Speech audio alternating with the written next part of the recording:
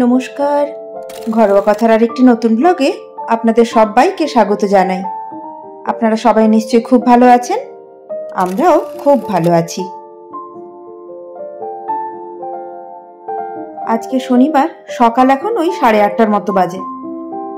সকাল সকাল কফি আর দুটো বিস্কিট খেয়ে এখন চলে এসেছি ওই ব্রেকফাস্টটা বানাতে।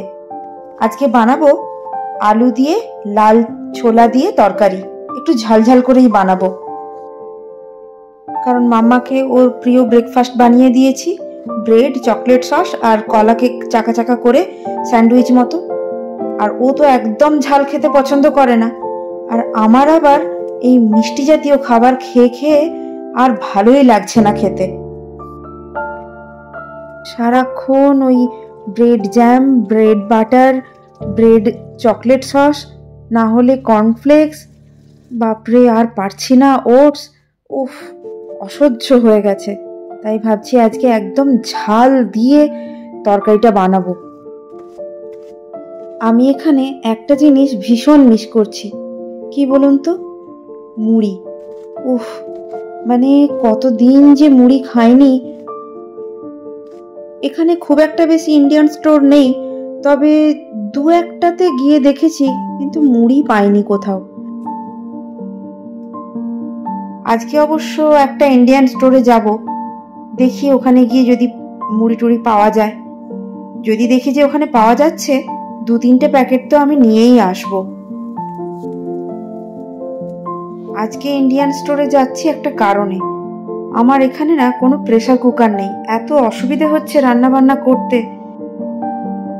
অন্যান্য সব কিছু রান্না তো হয়েই যাচ্ছে, অসুবিধা হচ্ছে না, কিন্তু অসুবিধে যেখানে হচ্ছে এই আলু সেদ্ধ, ডিম সেদ্ধ বা এই কাবলি চানা, রাজমা, ছোলা, মটর এই জাতীয় না সেদ্ধ করতে গেলে এত প্রবলেমে পড়ছি। তাই ভাবছি না, গিয়ে আনতেই হবে প্রেসার কুকার। আমাদের বাড়ির কাছাকাছি যে 3টে শপিং স্টোর রয়েছে, এই পিঙ্গোদোসে, কন্টিনেন্টে বা মিনি প্রেকো, প্রত্যেকটাতেই বড় বড় প্রেসার কুকার আছে, কিন্তু সবগুলোই 5 লিটার, 8 লিটার, কিন্তু এত বড় তো আমার লাগবে না। তাই ওই ইন্ডিয়ান স্টোরে ফোন করলাম, বললো হ্যাঁ ওদের কাছে 3 লিটারের আছে, তো 3 লিটারটা হলেই আমার জন্য পারফেক্ট। তাই আজকে যাব। আজকে আরও আরেকটা কাজ আছে, মাম্মার জন্য এই 3:30 নাগাদ পার্লারে একটা অ্যাপয়েন্টমেন্ট নেওয়া আছে।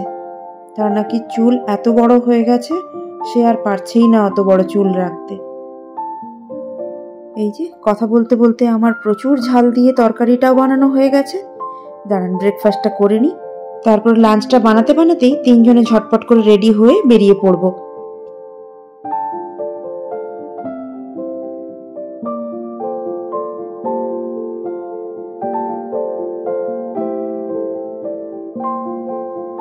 তিনজনে রেডি হয়ে ক্যাব নিয়ে চলে এসেছি ওই ইন্ডিয়ান স্টোরে। স্টোরটার নাম আলাস্কা। মাম্মার স্কুলের কয়েকটা প্রজেক্টের জিনিস কিনতে হতো, তাই একটু আগে ক্যাব থেকে নেমেছি, কিন্তু নেমে কি আর হলো, দোকানটাই বন্ধ।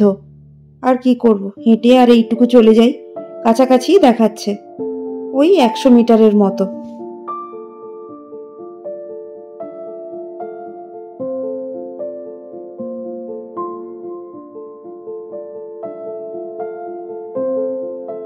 এই যে আমরা পৌঁছেও গেছি, পৌঁছেই আগে কুকারের দিকে দৌড়েছি। আর পছন্দ হয়েছে 3 লিটারের 2খানা রয়েছে, একটা প্রেস্টিজের, একটা হকিন্সের। তো আমাদের এইটা খুব পছন্দ হয়েছে, প্রেস্টিজেরটা। কুকারটা দেখতে পেয়ে আর যেই সাইজটা লাগবে সেই সাইজটাই পেয়ে এত আনন্দ লাগছে, কিন্তু তারপর আমি যেই কথাটা বলবো সেটা শুনে ঠিক আমার যতটা দুঃখ হয়েছে, আপনাদেরও ততটাই দুঃখ হবে। কুকারটা পেয়ে আত্মহারা হয়ে নাচতে নাচতে দেখে শুনে প্রায় প্যাক করাতে যাব, হঠাৎ মনে হলো, আরে কুকারটা তো ইন্ডাকশন বেস নয়, এটা তো গ্যাসে বসার জন্য। কিন্তু এখানে তো কোনো গ্যাসের সিস্টেমই নেই, সব তো ইলেকট্রিকের। ব্যাস, আবার প্যাক করে রেখে দিলাম। তবে অর্ডার দিয়ে এসেছি, ওরা বলেছে আনিয়ে দেবে 2-3 সপ্তাহের মধ্যে। পেয়েছি কাঁচা লঙ্কা, এখানে সব কিছু মিষ্টি মিষ্টি।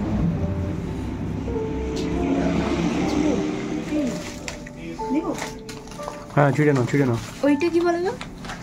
বুঝতে পারছো? পোস্ত, হ্যাঁ। যাক, প্রেসার কুকার না পাওয়ার কষ্টটা এই কাঁচা লঙ্কা আর পোস্ত মিলে কিছুটা হলেও সামলে নিল। তবে এই স্টোরেও মুড়ি কোথাও খুঁজে পেলাম না, কি কষ্ট।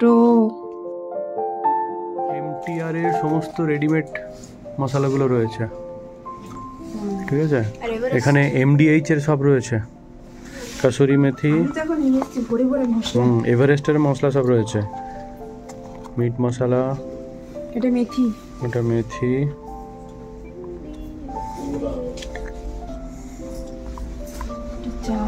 এভারেস্টে সব আছে গো। সাম্বার মশলা টশলা, পানিপুরি, ছোলা মশলা, এই যে পানিপুরি, এভারেস্ট পানিপুরি, ঘি, আওরা ঘি, গোলাপ জামুন। এটা কি? রেডিমেড পাওয়া যাচ্ছে। খমাম না খানুন, খানম পিওর ঘি, খানুম, খানুম ওটা। গোলাপ জামুন আছে, বালা গ্রাম ফ্লোর,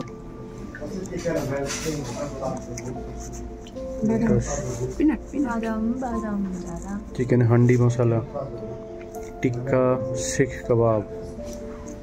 এমডিএইচ তো ভরা ভরা মশলা পুরো এখানে। এই এটা দেখবে, ওটা কি? ব্রাউন? না ব্রাউন নয়, বাসমতি। কত করে?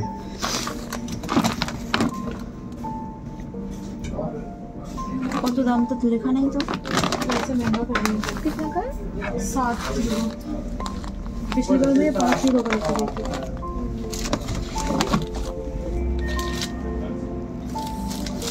লিজ্জত।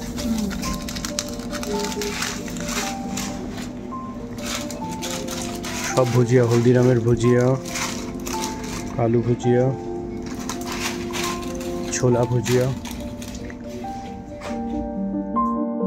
ইন্ডিয়ান স্টোরটাতে বেশ কিছু জিনিস যেমন পেলাম না, এমন কিছু জিনিস পেলাম যেটাতে মন পুরো খুশি হয়ে গেল। যাক, আপাতত মামাকে নিয়ে চলে এসেছি পার্লারে। 3:30 ওর অ্যাপয়েন্টমেন্ট ছিল, আমরাও চলে এসেছি 3:20। এটা অবশ্য একদম আমার বাড়ির পাশেই, 4টে বিল্ডিং এর পরে।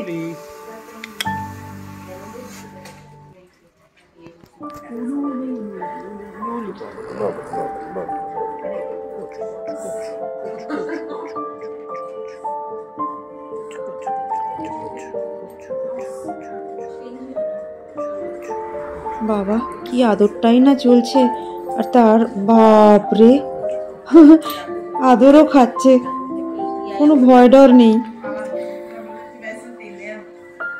মাম্মার চুলটা গতকাল বিকেলে কাটানোর ইচ্ছে ছিল, কারণ আজকে আমার অনেক কাজ, কিন্তু এখানে তো একটা প্রবলেম হচ্ছে, অ্যাপয়েন্টমেন্ট নিতে হবে। আমাদের ওখানকার মতো যে পার্লারে চলে গেলাম, একটু ভিড় যদি থাকে একটু ওয়েট করলাম, ভিড় কমে গেলেই আমার কাজটা আমি করিয়ে চলে এলাম। এখানে সেই সব তো আর হবে না, আগে থেকে অ্যাপয়েন্টমেন্ট নিতে হবে, তারপর সেই টাইমের মধ্যেই যেতে হবে। দূর। তাও আবার আমি ভাবলাম যে তাহলে এখানেই ভুরু প্লাগটা করিয়ে নেব।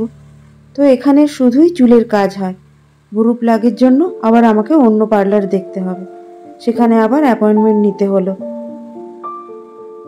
তার মধ্যে আগে এসে পে করতে হলো, তারপর ওরা কাজ শুরু করলো। মাম্মার এই চুলটা কাটতে নিচ্ছে 22 ইউরো, মানে ওই 1900 টাকার মতন। আর আমার যে অ্যাপয়েন্টমেন্ট নেওয়া আছে ভুরু প্লাগের জন্য, সেটা 15 ইউরো, মানে ওই 1350 টাকার মতো।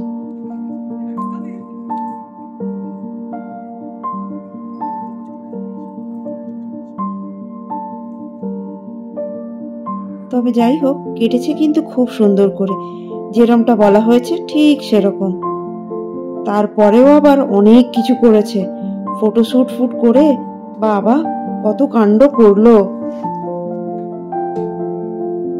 যাক, সকাল থেকে যতগুলো কাজ আমার লিস্টে ছিল প্রায় সব কাজগুলোই শেষ হয়ে গেছে। চলুন ব্লগটাও এখানে শেষ করছি। এই হেয়ার স্টাইলে মাম্মার কয়েকটা ফটো আপনাদের সঙ্গে শেয়ার করলাম। ওকে কেমন লাগছে জানাবেন কিন্তু। আর আমার ব্লগ যদি আপনাদের ভালো লাগে তবে প্লিজ লাইক, শেয়ার, কমেন্ট করে আমার পাশে থাকবেন। আর যারা একদম নতুন তারা আমার চ্যানেলটাকে সাবস্ক্রাইব করে নেবেন। আপনারা সবাই খুব ভালো থাকুন, সুস্থ থাকুন আর সাবধানে থাকুন। নমস্কার।